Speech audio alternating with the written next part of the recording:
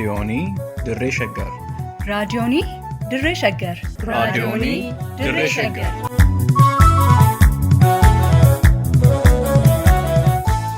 Raadiyoonii Dirree Shaggari. Raadiyooniin Dirree Shaggar torbaan guutuu guyyoodhaan galgalatti sa'aatii tokkorraa eegalee amma sa'aatii tokkoof walakkaatti dambalii gabaabaa meetir baandii 19 kiiloo heerzii 15,415 irratti qophii dabarsuu amma jalqaba. Raadiyoonii Dirree Shaggar.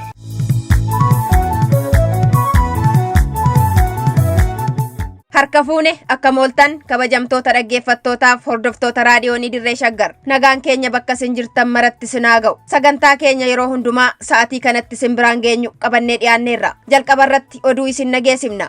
Itti aansinee muuziqaa isin bohaarsa jennee abdannu erga isin affeerree booda sagantaa lafaa fi lafee isin biraan geenya. Hanga xumura sagantaa keenyaatti nu faana tura. Amma gara oduuttan isin dabarsa. Profeesar Mararaa Guddinaa marii hawaasa Oromoo Minisootaa waliin taasisaniin tokkummaa Oromoo eeguun barbaachisaa ta'uun ciminaan dhaamame. Walta'iinsa poolisootaa fi milishootaatiin qabeenyaan uummataa saamamaa jiraachuun dhagahame. Xiyyeeffannoon muummicha ministeeraa Abiyyi Ahmed tokkummaa ta'us siyaasa Itoophiyaa fi eenyummaa Oromoo gonkumaa walitti araarsuu hin dandeenye jedhame. Kunneen hangafoota oduu guyyaa har'aati. Amma oduuwwan tokko tokkoon.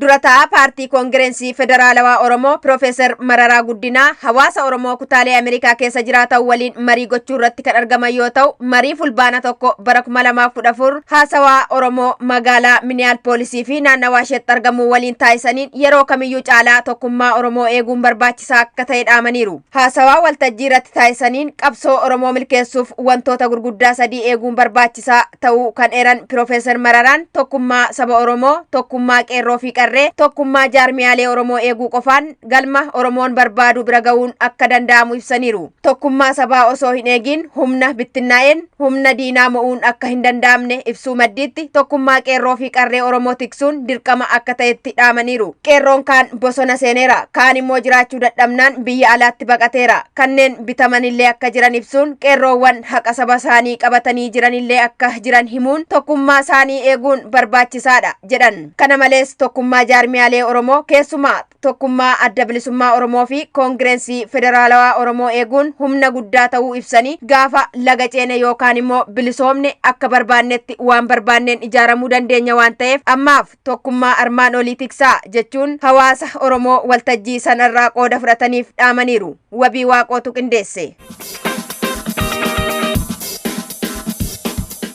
Baha Oromiyaa godinoota Harargee lamaan keessatti dabballoonni bilxiginnaa poolisoota humna addaa Oromiyaa fi milishoota araddaa waliin ta'anii sababa hin jirre borcuun qonnaan bultootaa fi dargaggoota ilaalcha siyaasa bilxiginnaa morman doorsisaa fi dararaa akka jiran maddi keenya yaada fulbaana 3 bara 2014 raadiyoonii Dirree Shaggariif kenneen ibseera. Maddi keenya akka ibsutti milishaan araddaa maqaa qonnaan bultoota maallaqa qabanii poolisii humna addaa Oromiyaaf eeruun yoo kennu, poolisiin humna addaa Oromiyaa immoo abaa'oo shanee Ooyiruu Jimaa keessa dhoksuun gargaartu waan ta'eef ni barbaadamtu jechuudhaan hawaasni dararamaa jiraachuu hima. Qaama isin barbaaduun akka hin hidhamneef qarshii kennaa jechuun milishaan araddaa fi poolisiin wal ta'uun qarshii 1,000 hanga 5,000 qonnaan bultootarraa fudhachaa akka jiran himu. Gareen saamicha gaggeessaa jiru kun bifa gurmaa'een caasaa mootummaa keessatti ijaarame mandhee guddaa waan qabuuf karaa kallattiinis ta'ee alkallattiin uummanni rakkoosaa kana ibsachuu yaalus namoota dhuunfaa waa'ee saamichaa gaggeessaa jiru saaxilan irratti xiyyeeffannoo gochuudhaan haala uummanni rakkoosaa ibsachuu hin dandeenyetti poolisii fi milishaan gurmaa'uun qabeenyaa uummataa godinoota Harargee lamaan keessatti saamaa jiraachuu maddi keenya gamasirraa yaada nuuf kennan ifoomsaniiru. Wabii Waaqootu gabaase. Addi Dimokiraatawaa warraaqsa uummatoota Itoophiyaa filannoo biyyaalessaa bara 2015 mo'achuusaa hordofuun fincila uummataa naannoo Oromiyaa keessatti dho'ee booda gara naannolee biyyattii garaagaraatti babal'ateen gara aangootti kan dhufe koloneelli duraanii raayyaa ittisa biyyaa Abiyyi Ahmed xiyyeeffannoon isaa tokkummaa ta'ullee siyaasa Itoophiyaa fi eenyummaa Oromoo gonkumaa walitti araarsuu akka hin dandeenye ibsame. Gabaanni Insaayitiin Itoophiyaa toora marsariitii isaarratti akka mul'isetti Abiyyi Ahmed bara fincilli guddaan naannoo Oromiyaatti dho'e afaan finciltoota isaa dubbataa kan turee fi irra deddeebiin carraa uummanni Oromoo nuuf uumeen gaaffii uummatichi qabu halkanii fi guyyaa hojjennee ni deebisna jechuun kakachaa turullee booddee garuu uummata fincilee gara aangootti isa baasetti dugda galagalfachuun caalmaatti uummaticha rakkoo fi gidiraa hadhaaf saaxileera jechuun gabaasichi cimsee qeeqeera. Abiy Ahmed adda bilisa baasaa uummata Tigraay waliin ta'uun dhaaba tokko jalatti yakkoota suukaneessaa baroota 27 uummata Oromoo fi sabaaf sablammoota biyyattii irratti raawwachaa tureef itti gaafatamummaa isaa adda bilisa baasaa uummata Tigraay qofaaf kennuun gaaffii uummataa deebisuu osoo hin taane haaloo bahuu irratti qofaa xiyyeeffachuun biyyattii gara qarree badiitti imalchiisaa jiraachuu gabaasichi bal'isee ibseera. Miiltoosaa uummata Oromoo dabaa fi shiraan ajjeesaa ture adda bilisa baasaa uummata Tigraay waraabessa guyyaati hanga juuntaatti maqaa kan itti moggaase Abiy Ahmed gara jabeenya wayyaanee fi badiiwwan waliin raawwataan turan sana uummata Oromootti lallabaa oolullee tuffii fi gara jabeenyi inni uummata Oromoof qabu dachaan ta'uu gabaasichi akeekeera. Kan qindeesse Liiban Jaarsooti.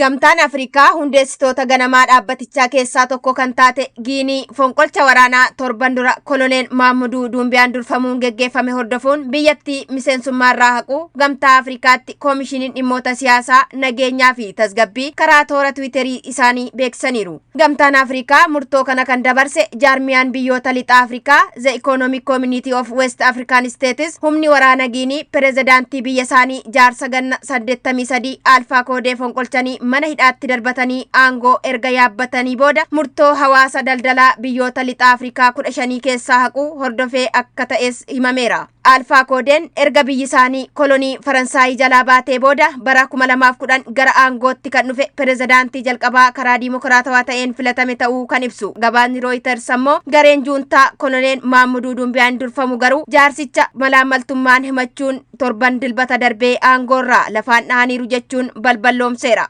Liiban Jaarsootu qindeesse. Egaan dhaggeeffattoota keenya oduun har'aaf qabnu kanuma. Qophiilee raadiyoonii Dirree Shaggar waliin turtii gaarii qabaadha.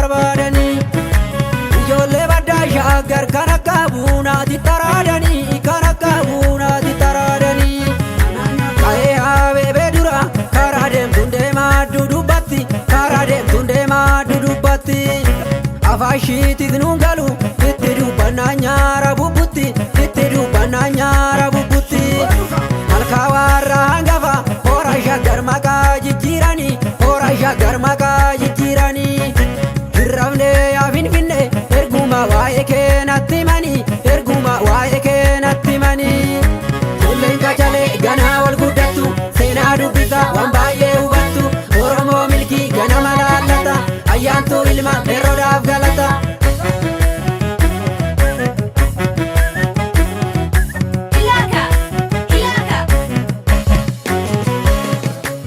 Koyee faccee fi arrabsa yobboowwan qotee bulaanii dhiiga qabaa imimmaanii. Koyee faccee fi arrabsa yobboowwan qotee bulaanii dhiiga qabaa imimmaanii. Guyyaa dhufaaf darban oollee ilma yartuu kaanu miite.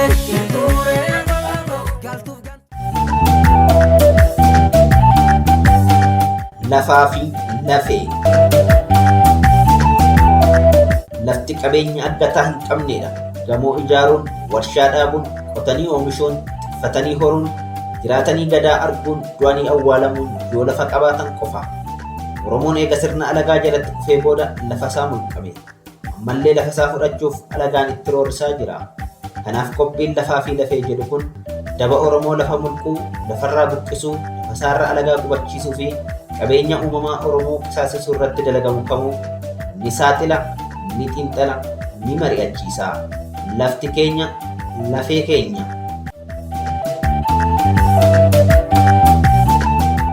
Maqaa ijaarsa wiirtuuwwan aadaatiin saamicha lafaa Finfinneetti adeemsifamaa jiru mata duree jedhuun qophii keenya har'aa lafaaf lafee qabannee dhiyaanneerra. Akkam jirtan kabajamtoota dhaggeeffattoota keenya nagaas hin daganne. Qopheechaan qophii tanaa lubbicha lubeeti. Kan isin biraan ga'u moo'an gurmeechaa gammachuuti. Haga xumuraatti nu waliin turaan isin affeera. Shaggar maqaa jijjiiranii hirrabne yaa Finfinne erguma waa'ee keenatti manii erguma waa'ee keenatti manii. Finfinneen seeraanis seenaanis lafa Oromooti yoo jennu dhugaarratti hundoofnee malee seenaa dharaa har'uma lafaa kaanee barreessinee miti. Finfinneen akka biyya Oromoo hin taane dhugeeffachuuf garuu ormi kitaaba meeqa barreessee maqaan Finfinnee bararaadha jedhee kijiba. Mootichi Amaaraa Daawit kan jedhamu ilmi ilma isaatii bakka kanatti teessoo isaa ijaarrata jedhee raagee ture jedhee olola. Holqi bara dheeraa dura qeessota Amaaratiin gaara eekkaa irratti qotame argameera oduu afuufa. Dubbiin akkanaa burjaajii durriyoonni nuti qeessidha jedhanii Oromiyaa keessatti yakka hojjetaa jiran tokko tokko uuman ta'uurraa kan hafe dhugaa wayituu of keessaa hin qabu. Jarri lafa jiidhaa yoo argan xaballi irraa finiine yookaan taabonni samii irraa gadi harca'e jedhanii dunuunfadhaa isin mooksinaa warreen nuun jedhaniidha bar. Adeemsi akkanaa fudhatama dhabnaan dhiyeenya kana mootummaan nafxanyaa Abiy Ahmediin gaggeeffamu ajandaa burjaajii tokko qabatee gad bahee jira. Innis Finfinnee keessatti sabootaa fi sablammootaaf wiirtuu aadaa akka irratti ijaarratan lafa kennuufi isa jedhu. Dhugaa walitti dubbanna yoo ta'e erga yoomitii nafxanyoonni sabaa fi sablammii jaalatanii beeku. Kaayyoon ajandichaa kan biraati. Nafxanyaan Abiy Ahmed of dura qabatee biyya jeeqaa jiru diina sabootaa fi sablammiiti malee michuu sabootaa miti. Gaafa Sidaamaan ofiinan of bulcha jedhe raayyaa ittisa biyyaa itti bobbaasanii fixan. Gaafa Walaayittaan ofiinan of bulcha jedhee gaafate waraana irratti bobbaasan. Uummanni Qimaantii ofiinan of bulcha jedhee waan gaafateef qofa kunoo duguuggan sanyii irratti adeemsifamaa jira. Ukkaamsan kun hundumtuu hoggaa sabootaa fi sablammoota irratti adeemsifamaa jiru kanatti dhuguma mootummaan Abiy Ahmed sabootaa fi sablammootaaf dhimmee giddugala aadaa akka ijaaramu barbaada jechuun qoosadha. Dubbiin lafa qooduu kun kaayyoo biraa qaba. Kaayyoon kun Oromoon Finfinneen biyya kooti bulchiinsa Oromiyaa jala galuu qabdi. Heerri amma jirulleen caasan mootummaa inni aangoo kenneef federaalaa fi naannoodha jedhee gaafii seeraa fi seenaa kaasaa jiru fashaleessuuf atakaroo Finfinneen kan saboota hundaati jedhuuf haala mijeeffachuufi. Mee gaaffii biraa haa kaasnu. Bu'uurri seeraa Finfinnee keessatti saboonni fi sablammoonni marti galma aadaa ijaarrachuu qabu eessa jira? Heera moo seeratu tarkaanfii kanaaf ka'umsa ta'e? Biyyi kun gatii waltajjiin itti seeran wal gaafatan aanga'oolee mootummaa yakka isaaniitiif himata irratti banan waan hin jirreef malee Adaanech Abeebee bu'uura maalitiin lafa uummataa qisaasechaa akka jirtu gaafatamuutu irra ture. Ganaa wal guddattu seenaa dubbisa waan baay'ee hubattu Oromoo milkii ganama laallata ayyaantuu ilma dheeroodhaaf galata. Gochi lafumaa utaalanii lafa akka badhaasatti namaaf qooduu kun otoo nu ajaa'ibee jiru kan irra caalaa gaafii nutti kaasummoo lafa bal'aa giddugala aadaa Amaaraa daangessuudha. Mee Rabbi isinitti haa agarsiisu. Finfinneen matumti ishii giddugala aadaa Amaaraa miti. Finfinnee keessa muuziyeemiin jiru marti, bataskaanni jiru marti, manneen tiyaataraa, manneen fiilmii, manneen meeshaaleen aadaa itti gurguraman, bataskaanonni ortodoksii hundi giddugala aadaa Amaaraa miti. Manneen maxxansaa hundi giddugala Finfinneetti wanti giddugala aadaa Amaaraa hin taane maali? Afaan beeqaama aadaati. Finfinnee keessatti waltajjii maratti manneen barnootaa dabalatee afaanii fi aadaa saba biraa kamtuu calaqqisa. Miidiyaan biyya kana jiru marti fiilmii afaan kamiin qophaa'e ummataaf televezyiiniin dabarsa. Giddugala aadaa Finfinneetti ummata Amaaratiif banne jechuun qoosaa yoo hin ta'in waan biraa ta'uu hin danda'u. Gaaffiin inni biraa gaafatamuu qabu silumaa biyyattii keessa yoo sabootaa fi sablammootaa 80 oltu jiraati Sablammoota biroo hundaaf lafti kenname moo kanuma baraa fi humna harkaa qabutu lafa saamaa jira. Ulaagaan lafti ittiin qircamaa jiru kunoo maal faati? Mee haa gaafannu. Qimaattiif kennamee, Agawuuf kennamee, Tigraayiif kennamee, Sidaamadhaa hoo, Koonsodhaa hoo? Egaa sablammoota mara maqaa dhoofnee hin dandeenyu. Gabaabumatti waa'een Finfinneetti maqaa giddugala aadaatiin lafa qircachuu kun shira bilxiginnaan ittiin ummata burjaajessuu fi irra caalaa olaantummaa naftanyaa gadhaabuuf karoorfate malee jaalala ummata biraatiif dhimma horatanii miti. Gama tokkoon Amaaraaf daddabalanii kennuudhaaf warra biraa maqaa dha'uuf, gama biraatiin ammoo Finfinneen kan hundaati jedhanii abbaa biyyummaa Oromoo dura dhaabbachuuf diraamaa hojjetanidha. Kana akkuma jirutti haa qabannu. Oromoon akka humna federaalizimii tokkootti saboonni fi sablammoonni aadaa isaanii akka guddifatan, akka bakka bu'iinsa isaaniif malu argatan ni barbaada. Adeemsi sirriin garuu Finfinnee keessatti baajata isaaniirraa hir'isanii fidanii akka kan qabuuf dabalan otoo hin taane bakkuma jiranitti qabeenya horatanii naannawa isaanii akka beeksisanii fi akka humneessan barbaada. Uummattoonni kan bu'aa argatan naannawi isaanii yoo misoome, magaalonni isaanii yoo guddatan, ummata isaaniitiif carraan hojii bakkuma jiranitti yoo uumame, yoo wiirtuu turizimii, wiirtuu daawwannaa ta'anii galii argatan isaaniif bu'aadha malee Finfinnee fidanii kan qabuuf dabaluu ni miti. Dubbiin sabootaa fi sablammootaaf yaaduu miti. Saboota biratti guddinni akka dhufu otoo barbaadamee isaan humneessuu, misooma gara isaaniitti siqsuudha malee isaan qabeenya isaanii Finfinneetti fidanii akka dhangalaasan gochuun barbaachisaa miti. Damni impaayera Itoophiyaa keessa ture ammas sirna naftanyaa olaantummaa argateen gaggeeffamaa jiru jal'ina hedduu qaba. Jal'inni guddaan kan imaammataati. Sirna Haayila Sillaasee keessa magaalonni akka Hawaasaa, Baahirdaar, Adaamaa fa'aa uumamaniiru. Magaalonni xixiqqoon biroos bakka bakkatti xibbiramaniiru. Haa ta'u malee qabeenyi biyyattii marti kan kuufame kan dhangala'e magaalaa Finfinnee keessatti. Wantoonni magaalaa ammayyaa'aa keessatti argamuu malan marti Finfinnee irratti tuulaman malee magaalota biroo haala wal fakkaatuun guddisuuf hin yaalamne. Magaalonni naannawa adda addaa jiran kennaa addaa maal qabu? Akkamitti kennaawwan isaan qabanitti fayyadamanii uummattoonni naannoo sanaa waliin guddatu jedhamee itti yaadamee hin beeku. Waan hunda saamanii Finfinneetti galchuu irratti xiyyeeffatame. Magaalonni uumamaanillee kan biyya Amaaraa keessa jiranii fi kan Tigraay keessa jiraniin alatti magaalota qubattootati malee kan ummata abbaa lafa sanaa ta'anii hin beekan. Adeemsi sun ammallee hin geeddaramne.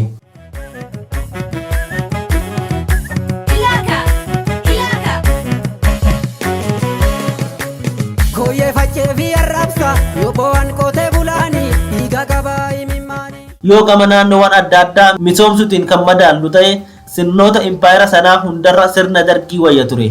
Bara darguu guddina magaalatiif xiyyeeffannaan guddaan hin godhamne. Darguun barasaa guutuu waraana gaggeessaa ture. Haa ta'u malee dargiin waan tokkoon galateeffatamuu danda'a.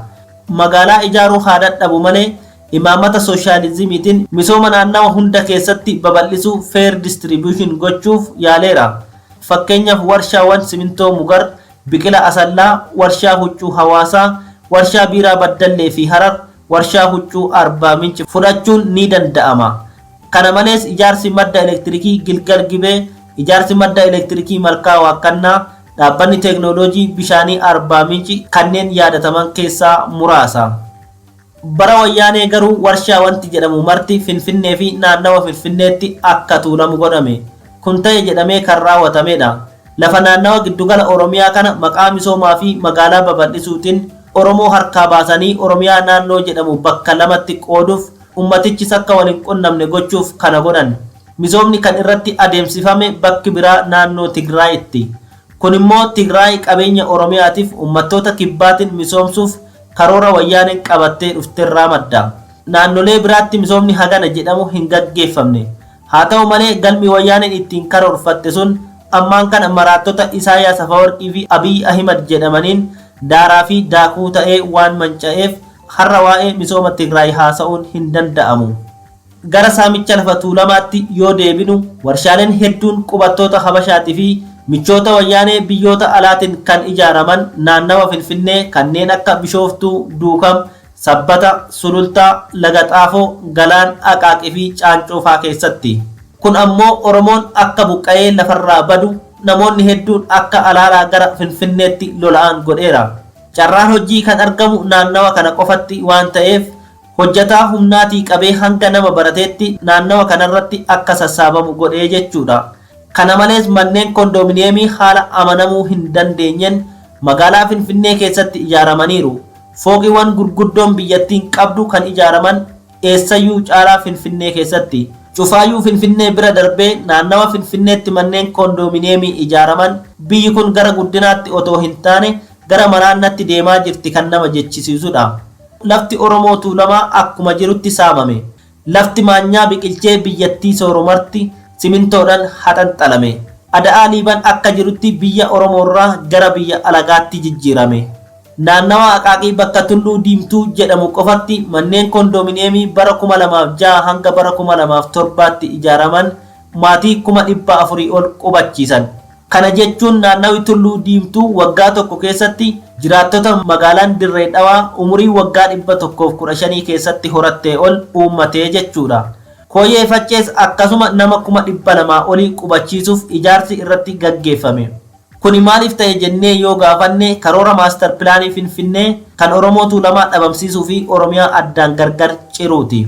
Kaleessa hoo wayyaaneen kana gootee har'a maaliif gochi kun hin dhaabbanne jennee gaafachuun mala. Har'a ummanni keenya naafxanyaa wayyaanee caaluun bitamaa jira.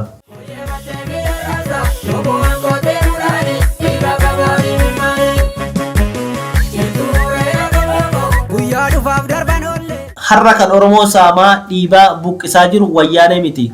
Garuu dhibeen wayyaaneen Oromoo irratti gattee deemte kan naafxanyaan tajaajilaaf galfate Oppidiyootu Oromoos nyaataa nyaachisaa jira. Oppidiyoon dhibeedha. Dhibee wayyaaneen biyya irratti gattee deemte kanatti fayyadamee sirni naafxanyaa deebi'ee mataa ol qabachuuf wacca'aa jira.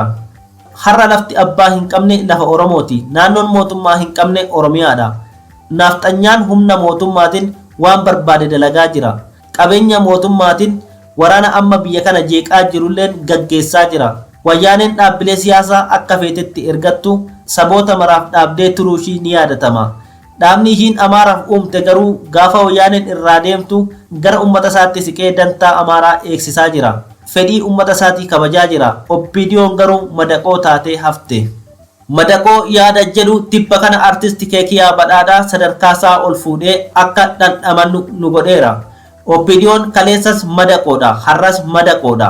Saani hoolaan yookiin re'een gabaadhaa bitan horii manaatti makamuu hin dandeessu, ni qoollifatti. Foolii horii manaa hin fudhattu. Horii manaa ija shakkiitiin ilaalti, ni bir'atti. Oppidiyoon akkasi. Dhaabbanni wayyaaneen Amaaraaf uumte bi'aadeen dantaa Amaaratiif yoo qabsaa'u, Oppidiyoon Oromoo irratti qabsoofti. Maaliif Oromoof qabsaa'uu hanqatte? Maaliif madaqoo taate yoo jenne deebiin argannu jira. Oppidiyoon hedduun ishii kan aangoo gurguddaa yaabbatte gatii ilaalcha farra Oromoo ta'e qabduufi gatii rakkoo eenyummaa qabduufi aangawooleen Oppidiyoo hedduun isaanii Oromiyaa keessatti dhalatanii afaan Oromoo dubbatu malee Oromoo miti. Kaan ammoo diqaalota, kaan wallaaltota. Warri jireenyaaf dhaabichatti galan ammoo aangoo hin qaban. Bi'aadeen keessa garuu rakkoon eenyummaa hin jiru. Hundi isaanii ilmaan Amaarati. Diqaalota isaan keessa jiranilleen of irraa harcaasaniiru. Diqaalonni Oppidiyoo Oromoof aantummaa fi quuqama hin qaban. Cufaayyuu Oromoo akka diinatti ilaalu. Kanaaf egaa lafa Oromoo akka barbaadanitti marartee tokko malee alagaaf kan qircaniif. Gara lafa Finfinnee maqaa ijaarsa giddugala aadaatiin qoodutti yoo deebinu magaalaa Finfinneetti dhaabbilee baay'isuun ba'aa guddaa magaalattiitti fe'uu malee bu'aa uummataaf fida yaada jedhu fudhachuun nama dhiba. Wiirtuun Finfinneetti ijaaramu uummata sana guutummaadhaan agarsiisuu hin danda'u. Uummaticha guutummaan arguun kan danda'amu naanna'uma isaatti. Amma silaa kan ta'uun malu Finfinnee namaan dhiphattee jireenyi itti qaala'e kanarratti rakkina dabalanii baachisuu otoo hin taane magaalota biraa akka Finfinneedhaan wal dorgoman godhuu, hojii uumuu, achumaanis qabeenya naannawa sana jiru uummanni abbaa magaalaa sanaa ta'ee akka haaran itti gargaaramu gochuutu barbaachisaadha. Indiyaan magaalaa siyaasaa, magaalaa diinagdee, magaalaa teeknooloojii, magaalaa aadaa jettee magaalota qabdu toora tooran akka guddatan goote. Teessoon mootummaallee dirqamaan magaalaa guddaa keessa ta'uu hin qabu. Biyyoota hedduutti magaalaan teessoo mootummaa akka Finfinnee kana guddaa miti. Fakkeenyaaf magaalaan guddoon Kanaadaa Otawaan uummata miliyoona 1 qofa qabdi. Magaalaan Torontoo garuu teessoo mootummaa federaalaa miti. Uummata miliyoona 6 keessa jiraata. Magaalaan guddoon Awustiraaliyaa Kaambeeraan, magaalaan Afrikaa Kibbaa Piriitooriyaan, magaalaalee guguddoo miti. Washington DC illee akkasuma. Afrikaan kibbaa ammoo qaamolee mootummaatiif teessoo ramadde. Teessoon seertumtuu Piriitooriyaa kan paarlaamaa Keepitaawun kan qaama seeraa ammoo Bileeyim Foontidha. Biyyuma Itoophiyaa kana qofatti kan wanti marti magaalaa guddittii biyyattii irratti kuufamu. Kanaafuu OPDO kanaan Oromoo cabsuuf hin dhamayinaa hin milkooftanii biyyas karoora badii malee bu'aa hin finneen hin gaggeessinaa jennaan. Har'aaf nu gahaa horaa bulaa.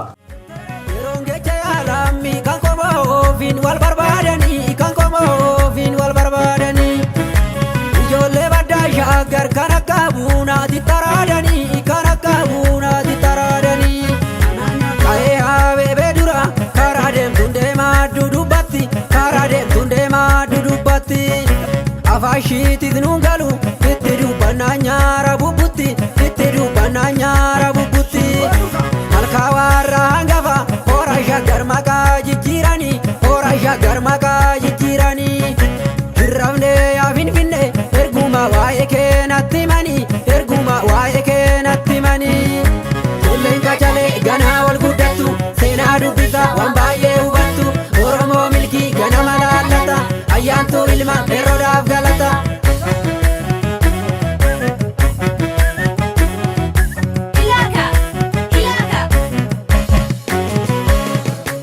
Koyee facee fi arrabsa yobboowwan qotee bulaanii dhiiga qabaa imimmaanii. Koyee facee fi arrabsa yobboowwan qotee bulaanii dhiiga qabaa imimmaanii. Guyyaa dhufaaf darban oollee ilma yartuu kaanu miite galtuuf gantuun olu taaltu warri baaqee dhiyaate diina ijaan eeggachaaka.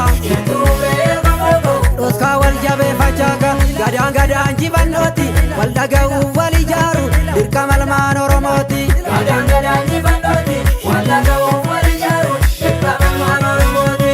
Eebba hayyuu qabanneeti karaa gadaatirra deemna nagaan galchee nu bobbaasa ayyaantummaa warra keenya. Eebba hayyuu qabanneeti karaa gadaatirra deemna nagaan galchee nu bobbaasa ayyaantummaa warra keenya. Gadhiisi fardake gadhiisi fardake waan ofii kiyyaa daalee sakaalinii wal waamachuu namaa wal dubbisuu namaa yaa qomoo kiyyaa qarreetti yaa'anii wal adamsuu sabaa wal haamachuu sabaa yaa qomoo kiyyaa takka bu'aan qabu isaa dhugaa qabu dhugaa isaa kennanii yaa qomoo kiyyaa araaramuu qabu. Yaa gurbaa.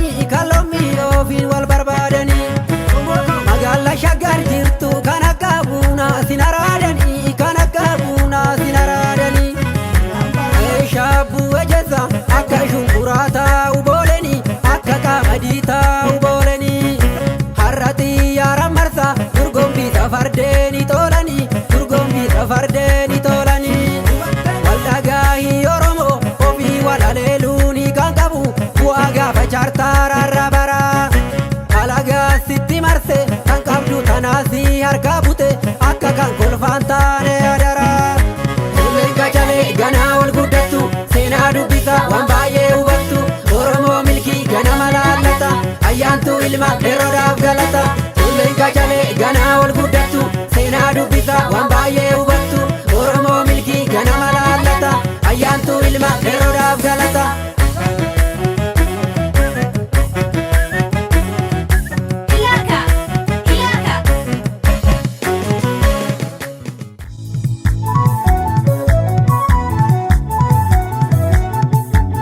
raadiyoonii dirree shaggar raadiyoonii dirree shaggar raadiyoonii ድሬ ሸገር